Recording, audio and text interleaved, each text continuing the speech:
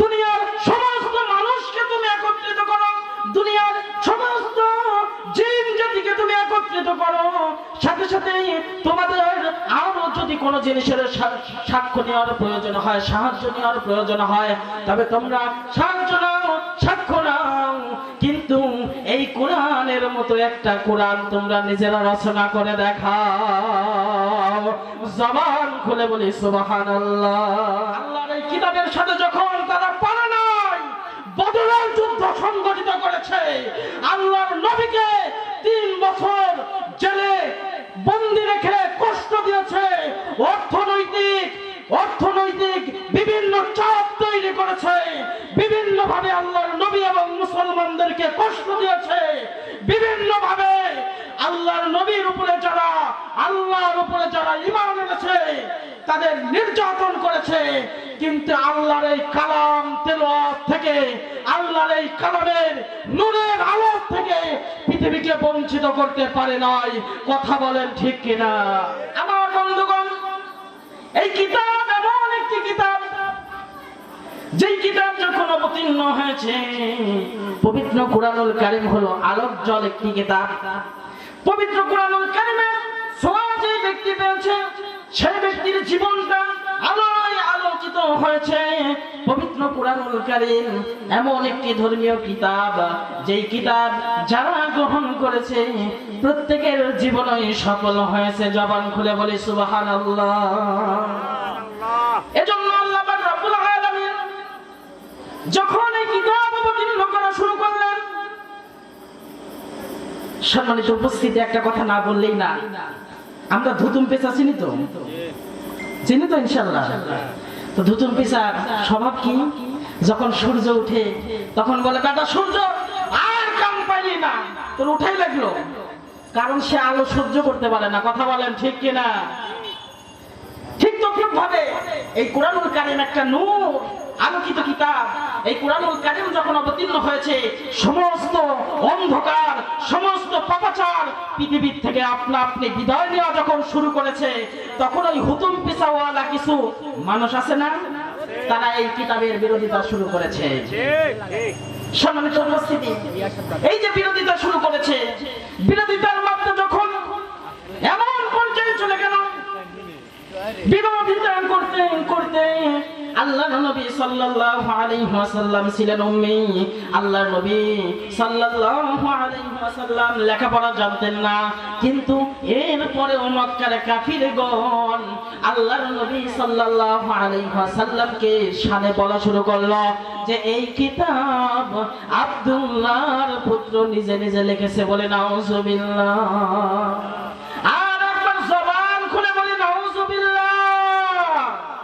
এরপরে আল্লাহ রাব্বুল আলামিন এর পয়গম্বরের উপরে যখন এই কিতাব অবতীর্ণ করা শুরু করলেন, আমার মুসলমান বন্ধুগণ, মক্কার কিছু কাফের এবার বলে যে এই কিতাব তো এমন একটা কিতাব, যে কিতাব মুহাম্মদ নিজেই লেখে। বলি নাউজুবিল্লাহ।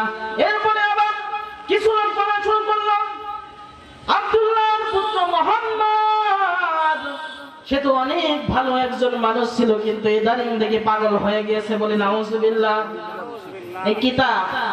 এই কিতাবের সামনে কত বিয়াদবি হয়েছে, একটু চিন্তা করি।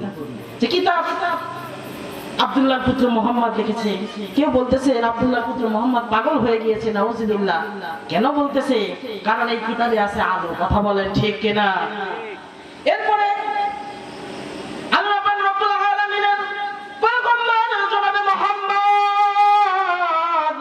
মুস্তাফা সাল্লাল্লাহু আলাইহি ওয়াসাল্লাম কাফিরদের এই সকল কথাতে একটু মন তার খারাপ হতেই পারে। এই জন্য আল্লাহ রাব্বুল আলামিন পবিত্র কুরআনুল কারীমের মাঝে ওই সকল মক্কার কাফিরদেরকে চ্যালেঞ্জ শুনলেন। কি শুনলেন? চ্যালেঞ্জ শুনলেন। সূরাতুল ইসরা ৮৮ নম্বর আয়াতে আল্লাহ রাব্বুল আলামিন বলেন, قل لئن اجتمعت الإنس والجن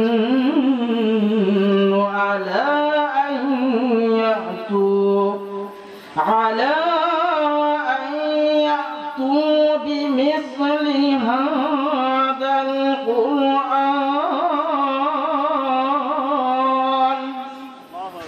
لا يأتون بمثله ولو كان بعضهم لبعض ظهيرا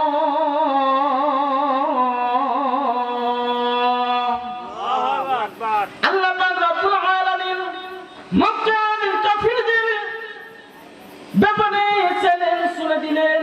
আল্লাহর নবী সাল্লাল্লাহু আলাইহি ওয়াসাল্লাম বললেন, ও নবী, আপনাকে যদি কোনো কাফের বলে এই কিতাব আপনি রচনা করতেছেন, তবে ওই কাফিরকে বলো, যদি এই কিতাব আমি উম্মি হয়ে রচনা করি, তুমি দুনিয়ার সমস্ত মানুষকে তুমি একত্রিত করো, দুনিয়ার সমস্ত জিন জাতিকে তুমি একত্রিত করো, সাথে সাথে তোমাদের আরো যদি কোনো জিনিসের সাক্ষ্য নেওয়ার প্রয়োজন হয়, সাহায্য নেওয়ার প্রয়োজন হয়, তবে তোমরা সাহায্য নাও, সাক্ষ্য নাও, কিন্তু এই কোরআনের মতো একটা কোরআন তোমরা নিজেরা রচনা করে দেখাও। জবান খুলে বলি সুবহানাল্লাহ। আমার বন্ধুগণ, মক্কার কাফির যারা ছিল, উতবা, শাইবা, আবু লাহাব, আবু জাহেল, তারা চিন্তা করলো, এই যে মুহাম্মদ যে কিতাবের কথা বলে, আমরা প্রত্যেকেই যদি এই কিতাব একটা রচনা করতে পারি, তবে আর মুহাম্মদ বুঝি আর তার ইসলামের দাওয়াত দিবে না, আমাদের বাপ দাদার ধর্ম রক্ষা পাবে। আমার বন্ধুগণ, সমস্ত মক্কার আরবের কবিদেরকে একত্রিত করলো, আরবের কবিদেরকে একত্রিত করার পর এই কিতাবের মতো একটা কিতাব রচনা করার কথা বলল। আমার বন্ধুগণ, সমস্ত কবি ফেল হয়ে গেল, সমস্ত কবি অপারগতা প্রকাশ করলো, কারণ এই কিতাবের মতো কিতাব রচনা করা কারো ক্ষমতা নাই। খুলে বলেন কথা ঠিক না? এরপরে আল্লাহ রাব্বুল আলামিন মক্কার ওই সমস্ত কাফিরদের সহজ করে দিল। আচ্ছা বলেন তো, শত্রুকে সহজ করে দেওয়া মানে কি? শত্রুর উপর উপকার করা না শত্রুকে অপমান করা? একটু জবান করে বলি, অপমান করা। তো আল্লাহ পাক রব্বুল আলামিন মক্কার কাফিরদেরকে চূড়ান্ত পর্যায়ে অপমানিত করার জন্য সূরাতুল হুদের 13 নম্বর আয়াতে ঘোষণা করেন, আম ইয়াকুলুনা ফাতারুহু قل فأتوا بعشر سؤال مثله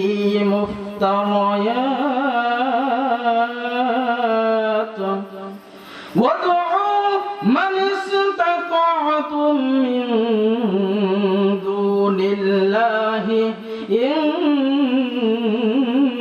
كنتم صادقين।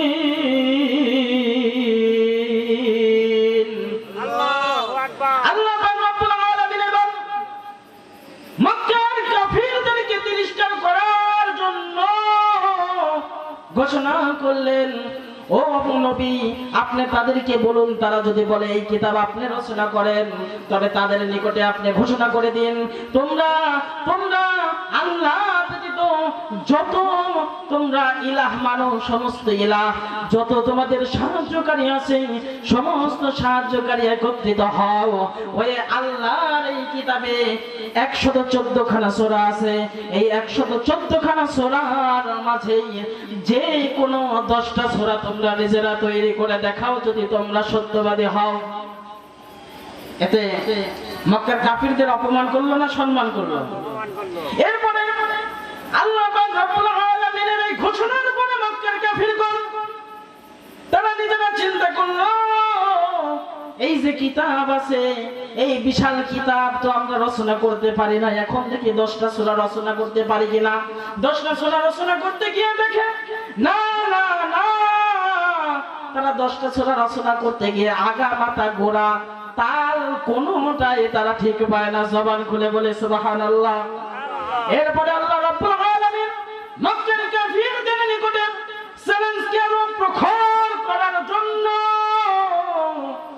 আল্লাহ রাব্বুল আলামিন সূরাতুল বাকারার 23 নম্বর আয়াতে ঘোষণা করেন, ওয়া ইন কুনতুম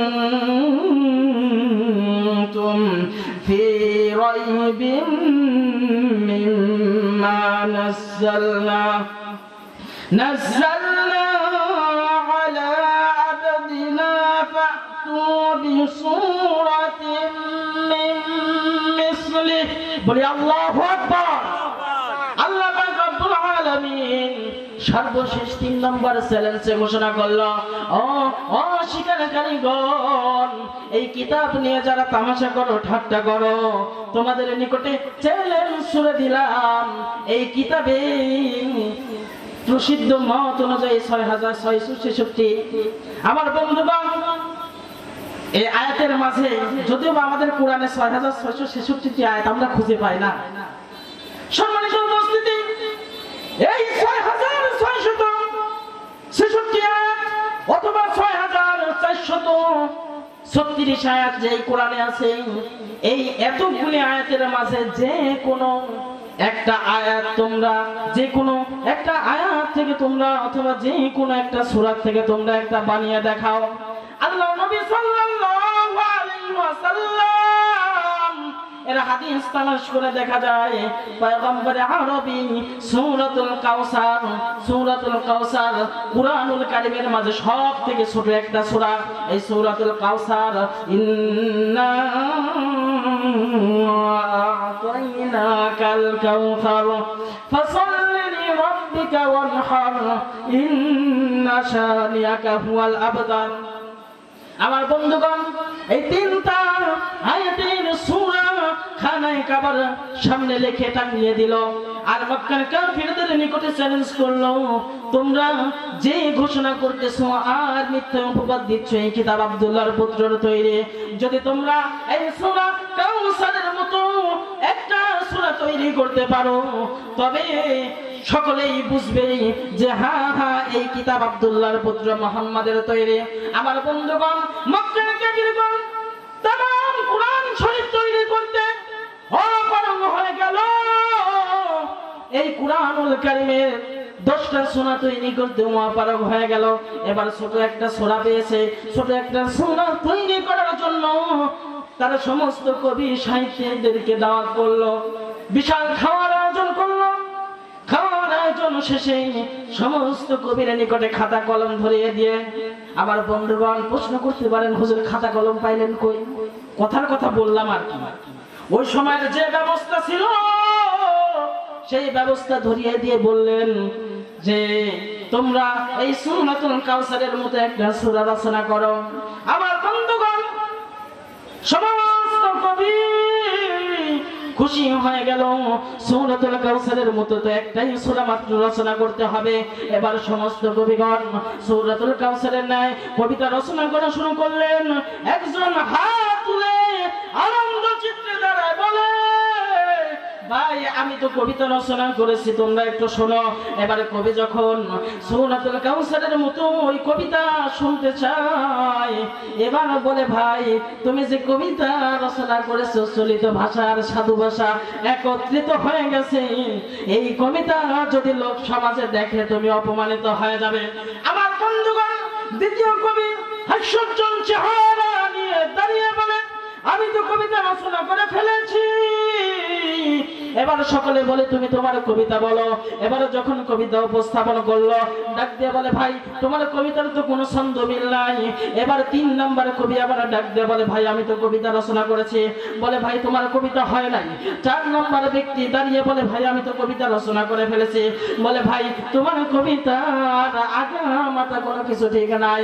আমার বন্ধুগণ, এরকম ভাবে একাধিক কবিগণ যখন সূরাতুল কাউসারের ন্যায় কবিতা রচনা করে শুরু করলো আর তারা যখন একে অপরকে শোনানো শুরু করলো, আমার বন্ধুগণ সর্বশেষ ফয়সালা অনুযায়ী সমস্ত কবি ফেল হয়ে গেল।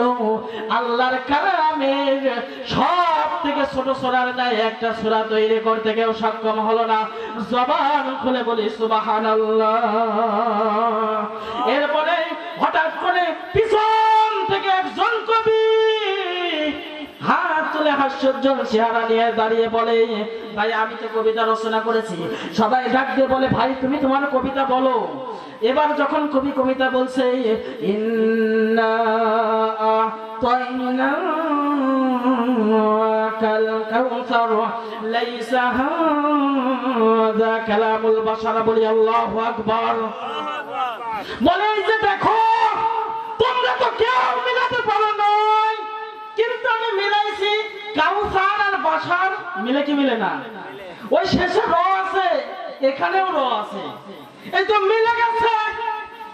এবার উদ্বাস হইবা, আবু লাহাব, আবু জেহেল সকলেই খুশি, সকলেই আনন্দ চিত্রে বলে ভাই মাশাআল্লাহ, তোমার মোবারকবাদ হোক, তোমার লেখাটা ওই আব্দুল্লাহর পুত্র যে মোহাম্মদ খানের কাবার উপরে লিখে রাখছে, তুমি তার নিচে লিখে রাখো, যেন মক্কার সমস্ত মানুষ বুঝতে পারে তার রচনার ন্যায় রচনা করতে এই যুগের কবিরা সক্ষম। বলে নাউজুবিল্লাহ।